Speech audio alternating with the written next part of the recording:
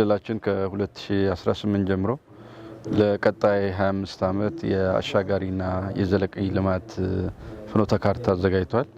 ይህንን የ25 ዓመት ፍኖተ ካርታ መሰረት በማድረግ የ5 ዓመት ስትራቴጂና ከዛ ከ5 ዓመት ስትራቴጂ ደግሞ የሚቀዳ በየአመቱ ወደ ተግባር አፈጻጸም የሚገባ እቅድ አለ።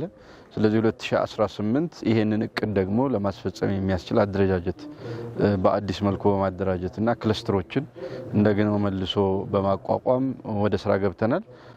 ከዚህ ውስጥ አንዱ የከተማ ኢኮኖሚ ክላስተር ነው።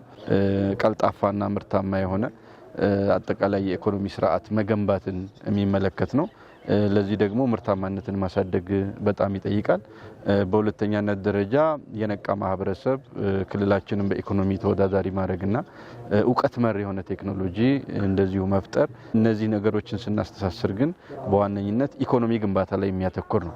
ስለዚህ ከዚህ አኳያ ተቋሞቻችንን ስናይ በባለፉት 6 ወራት ውህደት የሚያደርጉ ተቋማት ነበሩ። የተግባርና የኃላፊነት ወደ ሌሎች ተቋማት የተሸጋገሩ ነበሩ። ከዚህ ለጎን ተቋማትን የመፈጸም አቅማቸውን ከማስተካከል አደረጃጀቱን ከማስተካከል ጎን ለጎን በተጨባጭ ደግሞ ተግባራትን ሲፈጽሙ ቆይተዋል። ከዚህ ውስጥ ብናነሳ የኢንዱስትሪና ኢንቨስትመንት ቢሮ በዋነኝነት ተግባሩ ወደ ክልላችን የሚመጣውን አጠቃላይ መዋለ ንዋይ የማሳደግ ነው። ስለዚህ በዚህ በጀት ዓመት ወደ 608 ቢሊዮን ብር ካፒታል ያስመዘገቡ መዋለ ንዋዮችን፣ ኢንቨስተሮችን፣ አልሚዎችን ወደ ክልላችን ለማምጣት ታስቦ ስራ የተሰራ ነው። ወደ 396 የሚሆኑ አልሚዎች ተገምግመው አልፈዋል። እዚህ ጋር ግን የምናየው አንዱ ትልቁ ችግርና በቀጣይ ከሌሎች ተቋማት ጋር የምንፈታው የመሬት አቅርቦት ላይ ነው። መሬት አስተላልፎ ወደ ተግባር አፈጻጸም ወደ ምርት ከማስገባትና አፈጻጸማቸውን ከማሻሻል አኳያ ክፍተት አለ። ከአጠቃላይ ከ396ቱ ወደ 45% የሚሆነው ብቻ ነው መሬት የተላለፈላቸው። ይሄንን በቀጣይ የምናስተካክለው ነው። ይሄ አንዱ ትልቁ በዘንድሮ ዓመት የግማሽ ዓመቱ የተሰራ ነው። ምርታማነትን ለማሳደግ በተለይ የአምራች ኢንዱስትሪዎችን ግብአት ላይ መስራት ይጠይቃል።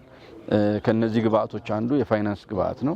ሁለተኛው ደግሞ በጥሬ ዕቃና ከፋብሪካዎች ምርት የሚገኝ ግብአትን እንደዚሁ የማሳደግ ስራ ነው። እዚህም ላይ የተሻሉ ስራዎች ተሰርተዋል። ቢሆንም ግን አሁንም አንዱ የገመገምነውና ያየነው የሊዝ ፋይናንስ አቅርቦት ላይ ክፍተቶች መኖራቸውን አይተናል። ይሄን እንግዲህ ከሚመለከታቸው የፌዴራል እንደዚሁም ደግሞ ከልማት ባንክ ጋር በመነጋገር በቀጣይ ለማሻሻል የምንሰራቸው ይሆናል። የክልላችን ኢኮኖሚ ይገንባ፣ ይሄ የክልል ኢኮኖሚ ደግሞ ለሀገር ኢኮኖሚ የራሱን አበርክቶ ያድርግካል አምራች ኢንዱስትሪ ላይ በልዩ ሁኔታ ትኩረት ሰጥተን መስራት አለብን ብለናል። እዚህ ጋር የሚስተዋሉ ችግሮችና ማነቆችን ለመፍታት ከተለያዩ ባለድርሻ አካላት ጋር በጋራ መስራት ይጠየቃል። ተኪ ምርት ላይ የምንሰራው ስራ፣ ኤክስፖርት ላይ የሰራነው ስራ በጣም ከፍተኛ መሻሻል አለው። ይሄንን ለማሳለጥ የሚያስችሉ ደግሞ ተቋማት አሉ። አገልግሎት ማቅረብ፣ አጠቃላይ የአምራችና የግብርና ሽግግሩን ማሳለጥ በኩል ደግሞ ተግባርና ኃላፊነት ያለባቸው ተቋማት አሉ። ከነዚህ ውስጥ አንዱ የንግድና ገበያ ልማት ተቋም። የንግድና ገበያ ልማት ተቋም እንግዲህ በዋነኝነት አንዱ ስራው አጠቃላይ የኑሮ ውድነት ላይ በህብረተሰባችን ላይ ያለውን አጠቃላይ የኢኮኖሚ ጫና ለማረጋጋት የሚያስችል ስራ መስራት ነው። ይሄንን ለመስራት እንግዲህ የተለያዩ የገበያ መሰረተ ልማቶችን የማስፋፋት በተለይም በ8ቱ ሪጂኦፖሊታኖች ላይ የተጀመረው የገበያ መዳረሻዎችን ማስፋት እና አምራችና ሸማቹን የማገናኘት ስራ እንደዚሁ እየተከናወነ ነው ያለው። ይሄ በተለይ ኑሮ ውድነቱ አንዱ ህገወጥ ተግባራት ጋር ተያይዞ ያሉትንም ለመቅረፍ በዋነኝነት በዚህ ውስጥ ተዋናይ የሆኑ ተቋማት ድርሻቸውን እንዲወጡ ማድረግ ነው። የንግድና ገበያ ልማት አንዱ ከግብርና የሚገኘው ምርት ለአምራች ኢንዱስትሪ የማቅረብ ስራና ያንን የማሳለጥ ስራ ንግድ ዘርፉ ስራውን በአግባቡ እየተወጣ እንደሆነ የሚያሳይ ነው። ይሄን አስፍቶ አጠናክሮ መቀጠል ይገባል። መልካም አፈጻጸም ነው። በቀጣይ ግን በተለይም 2018 በተለየ ሁኔታ የምንሰራበት ስለሆነ ከድሮው ልምዳችን ተላቀን በተሻለ ሁኔታ የምንፈጽምበትና በቀሪ 6 ወራት አሁን ያሉ ክፍተቶችን ለማረምና 2018 እንደመነሻ ዓመት የተሻለ አፈጻጸም ለማስገንዘብ በቀጣይ የምንሰራ ይሆናል።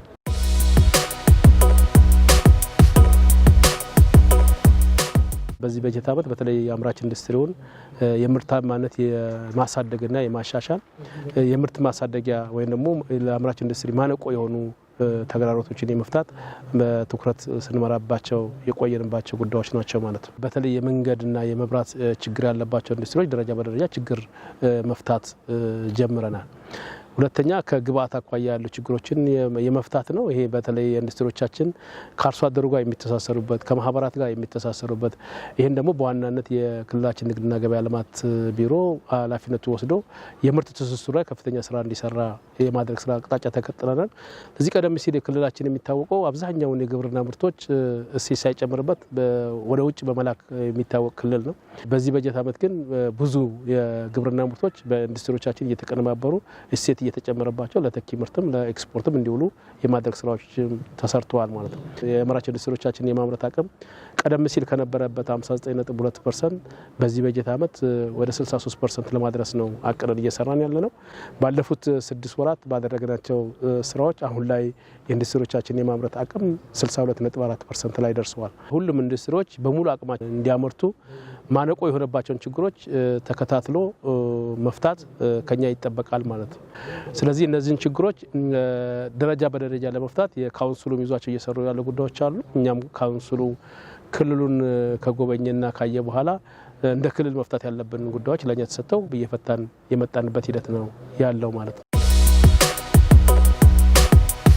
ንግድና ገበያ ልማት ቢሮ በየደረጃ ያለ መዋቅር ለኢንዱስትሪዎቻችን ከ1.3 ሚሊዮን ኩንታል በላይ የሚሆን ምርት አቅርቧል። የዘይት ምርት በክልላችን በበቂ ሁኔታ አለ።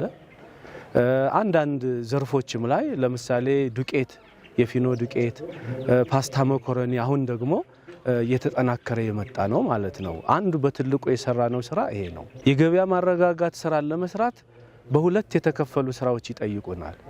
በአንድ በኩል ጤናማ ንግድ መኖር አለበት። በህግ የሚገዛ ሸማቹን የማይጎዳ የንግድ ስርዓት መፈጠር አለበት። ከምርት ጥራት ጋር የተያያዙ ችግሮችን የሸማቹ ጤንነት እንዳይጎዳ እነዚህን በአግባቡ ይዘን ለመስራት ጥረት አድርገናል። ወደ 13 ሚሊዮን ብር የሚያወጣ የህብረተሰቡን ጤንነት ሊጎዳ የነበረ ምርት እንዲወገድ ተደርጓል። በክልላችን ያሉ ሁሉም ኬላዎች ይሄን ያልተገባ ቀረጥ የሚያስከፍሉ ተቋማት ስራቸውን አቆመዋል። ቀረጥ የሚከፍል ነጋዴ የምርቱን ዋጋ የሚጨምረው ሸማቹ ላይ ነው። ስለዚህ የኑሮ ውድነትን የማባባስ ትልቅ አቅም አለው። ነዳጅ በሁሉም ረገድ ሁሉም ፕሮጀክቶቻችን የመስኖ ልማት የህብረተሰብ ከቦታ ቦታ መንቀሳቀስ ዋናው አቅሙ ነዳጅ ነው። ነዳጅ በአንድ በኩል አቅርቦቱ እንዲሻሻል እየሰራን ነው። በሌላ በኩል ደግሞ የመጣው ነዳጅ ህጋዊ ሆኖ ህጋዊ አሰራሩን ተከትሎ ወደ ህብረተሰቡ ወይንም ይሄን ነዳጅ ወደሚጠቀሙ አካላት እንዲሸጋገር ጥረት እያደረግን ነው። የሽያጭ ስርዓቱ በቴሌብርና በባንክ ስርዓት እንዲሆን አድርገናል።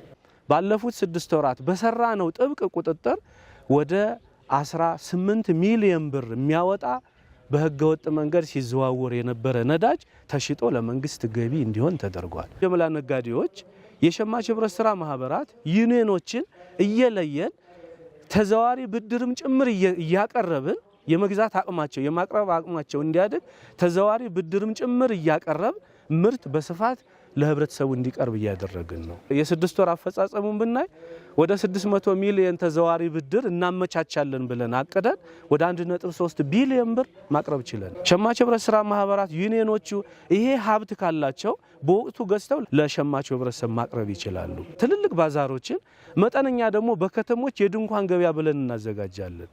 ይሄም ዓላማቸው ምንድነው? አምራቹ እንዲመጣ ምርት ያለው ፋብሪካ ምርቱን ዘወትር ይዞ እንዲቀርብ የምናደርግበት ሜካኒዝም ነው። የጀመርናቸው ስራዎች ጥሩ ናቸው፣ ግን ሸማቹ በሚፈልገው ልክ ማድረግ ላይ አሁንም ቀጣይ ስራ ይጠይቀናል።